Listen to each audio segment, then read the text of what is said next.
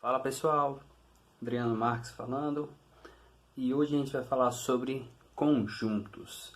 A ideia básica de conjuntos, os primeiros passos para que você comece a fazer o estudo de conjuntos e entre para o estudo de funções, certo? Primeiro de tudo tem que saber o que é um conjunto. Bom, o conceito de conjunto é uma coleção, tá? Pensem assim, o alfabeto é uma coleção, você está juntando símbolos, né, que são as letras, e você está fazendo um conjunto de letras. A sua sala de aula é uma coleção, né, uma coleção de pessoas que estão na sua turma, do primeiro, segundo, terceiro ano, ou outra turma, né? Então, sempre que você tem, falando que é um conjunto, é uma coleção. Como eu posso representar o conjunto? Eu tenho várias maneiras. A primeira de tudo é a tabular. A tabular, ela tem letra maiúscula, né, representada entre chaves, e os elementos são separados de vírgula ou ponto e vírgula, tá? Muita atenção nisso. Chaves, conjunto sempre representado com a letra maiúscula, tá? E elementos separados por vírgula ou ponto e vírgula. Diagrama de Venn. Diagrama de Venn, você trabalha com esse balãozinho, né? Uma linha contínua e o conjunto e os seus elementos dentro.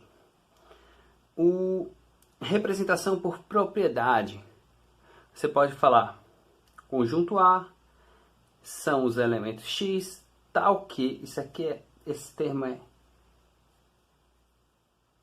tal que ele tem a determinada propriedade P, né? Tem uma propriedade. Como assim? Bom, vamos fazer conjunto B. Eu falo que são os elementos X, tal que X é primo.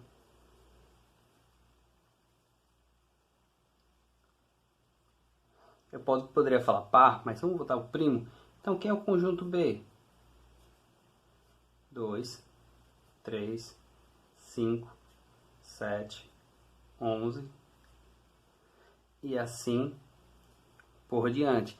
Lembrando que isso daqui está falando que é uma continuidade, né? Não tem fim, tá indo, né? E aí a gente vai falar da relação de pertinência. Como assim relação de pertinência? É simples. Quando eu quero falar que um determinado elemento pertence a um determinado conjunto. Por exemplo, eu tenho esse conjunto A, eu tenho os elementos 0, 2, 4 e 6. E eu quero falar que ele pertence. Eu não preciso escrever o elemento 0 pertence a A. Eu escrevo que o 0 pertence a A. Esse símbolo aqui, ele diz pertence. E como eu falo para não, que eu quero dizer um elemento que não tem aí, né? Eu vou falar assim, número 23. Ele não pertence a esse conjunto A. Então, quando eu quero fazer uma relação de um elemento e um conjunto, eu uso esse Ezinho que diz que pertence. Se eu não quero falar que ele pertence, eu coloco esse Ezinho e um corte. É importante lembrar que isso é relacionado com elemento com conjunto. E agora, a gente vai ver agora tipos de conjuntos. Só uma rápida comentada. É importante vocês saberem isso. Tipos de conjuntos. Quais são as importantes vocês saberem? Conjunto vazio. Conjunto vazio, pelo óbvio, né? Pelo nome você fala, não tem nenhum elemento, né? Não tem nenhum elemento. Ele é representado por duas coisas, ou por esse símbolo aqui, vamos dizer uma bolinha cortada, ou as chaves sem nenhum elemento dentro. Importante, não represente assim. Isso daqui não é o conjunto vazio, pessoal. Isso aqui é um elemento, certo? Eu estou representando um elemento, não um conjunto vazio. Você representa o conjunto vazio ou dessa maneira ou dessa. As duas, não. Conjunto unitário, como você pode pegar pelo nome, conjunto unitário é que ele possui um único elemento, né? Então, se ele tem um único elemento, então ele é unitário. Ah, então me dá um exemplo do conjunto unitário. Poxa, vamos falar. O conjunto C é um conjunto que é x, tal que x é primo e par. Qual os números, né, que são primos e pares? É o único 2. É o único elemento que é o 2. Né? Eu posso fazer assim. Então, pode ter várias coisas que você pode representar. Pensa aí, dá um exemplo que você pode falar que só tem um elemento desse, né? Conjunto finito e conjunto infinito. O que é um conjunto finito? Bom, conta-se um a um e chega ao fim da contagem. Conjunto finito, né? Tem fim. Tem fim. Vamos assim que é mais fácil, né? E o conjunto infinito? Não tem fim.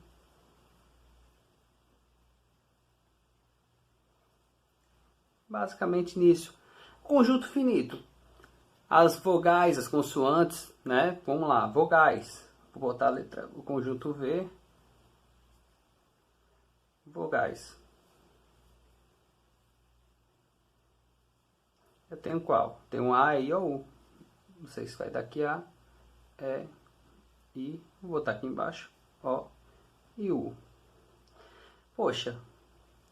Eu tenho esse só. As consoantes, tem as minhas. E aí eu posso fazer todo conjunto que eu consiga enumerar. Sabe, a quantidade de elementos que ele tem, ele é finito.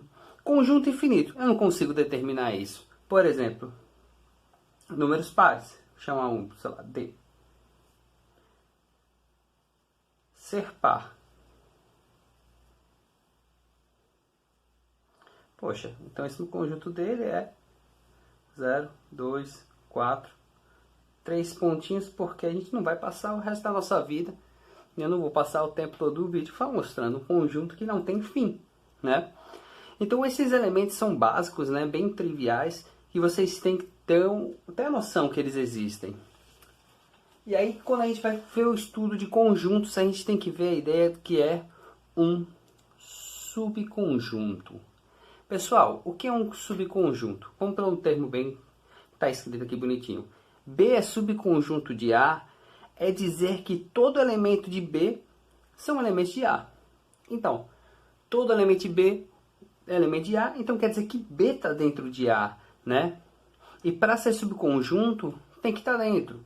Por exemplo, a escola é um conjunto, a sua sala é um subconjunto. Todos os alunos da sua sala são alunos da escola. Então a gente tem essa ideia de subconjunto na nossa própria sala. Seu grupo de amigos, ele é pode ser um subconjunto da escola, vamos dizer. Então, quando eu pego aqui, elementos de B, tá aqui, ó. Os elementos de B estão aqui. Elementos de A. Olha aqui. O B está dentro de A nesse caso, né? Pelo diagrama de Venn a gente consegue ver isso. Por tabulação, vamos ver como, ó. Eu tenho 2, o 2 está aqui. Eu tenho 5, o 5 está aqui. E eu tenho 3, o 3 está aqui. Quando isso acontece, eu falo que o conjunto B, né? Vamos dizer que esse conjunto aqui, ele está incluso, ele está dentro do conjunto A, vamos dizer assim. Então eu uso esse símbolo aqui. Está incluso.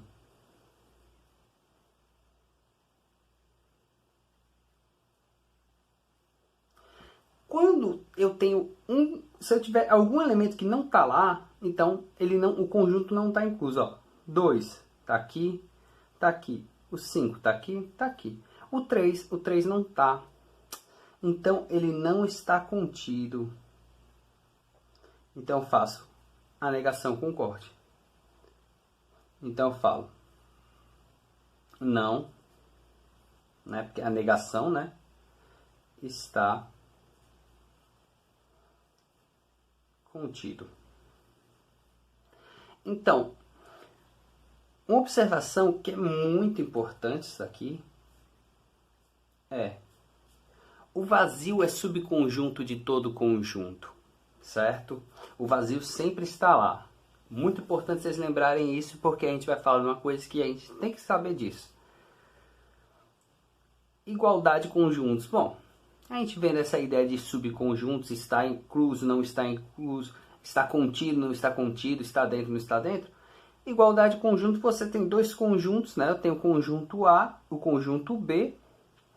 Eles só são iguais, A igual a B, se A tiver contido em B e B contido em A, tá? Então, eu só falo se esses conjuntos são iguais se eles estiverem um contidos no outro. É uma coisa que é bem óbvia. Se eles são iguais, eu posso falar que um está dentro do outro, certo? Vamos lá para os conceitos, os demais conceitos. Temos agora o conjunto universo. Normalmente ele é representado pela letra U, de universo. Todo elemento relacionado com o estudo. Bom, se você está falando, por exemplo, a sua sala.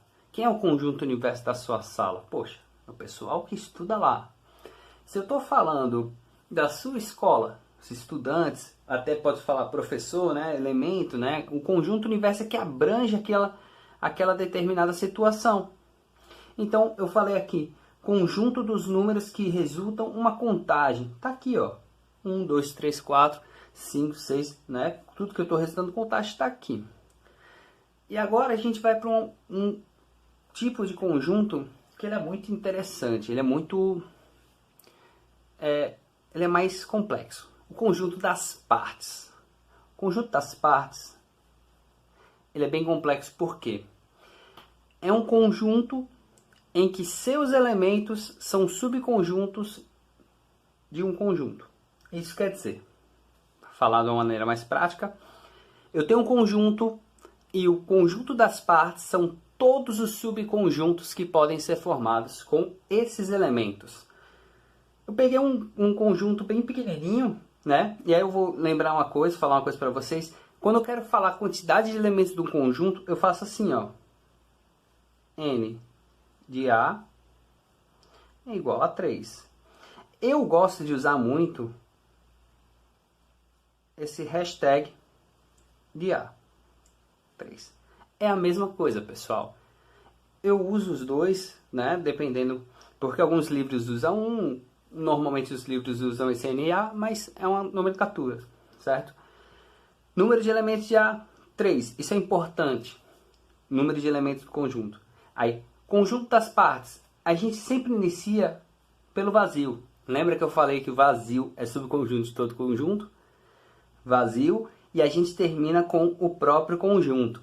Então, se eu tenho 3 elementos, eu vou pelos conjuntos unitários. Olha aí.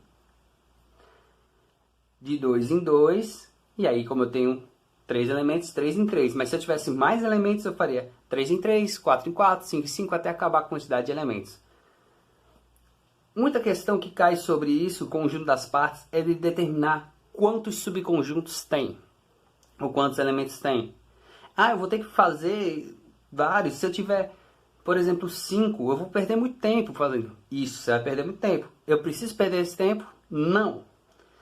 Quando ele pede um número de elementos do conjunto das partes, ou quantidade de subconjuntos, é só eu fazer 2 elevado a n. Mas quem é n? N é o número de elementos. Então, eu vou ter aqui 2 elevado a 3.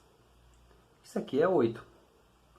Então, o número de elementos do conjunto das partes é 2 elevado a n. Ah, mas se meu conjunto for sei lá, vamos botar 6.